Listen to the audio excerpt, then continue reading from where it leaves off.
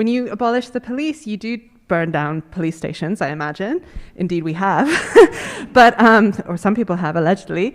But you know, but you're also the bigger part of abolition, as everybody is reminding us in that tradition, is the building of infrastructures of real safety, of real accountability, of real justice.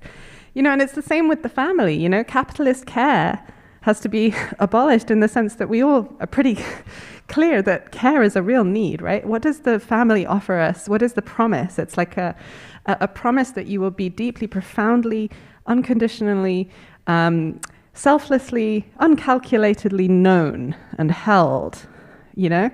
Now, I mean, is the family really doing that? I mean, you know, I do think that the majority of culture and literature suggests that there is a pretty big shortfall between the ideal of family and the reality lived on the ground. But that doesn't mean that the needs and the desires and the hopes are stupid, right? Abolitionism is actually, I think, the position that takes those needs seriously, like seriously enough to be like, what if we actually tried to meet them, right? And that's why, you know, a moment like this where the hope is so difficult a discipline strikes me as the worst possible time to retreat to sort of reasonable, realist, sort of lowest common denominator demands, right?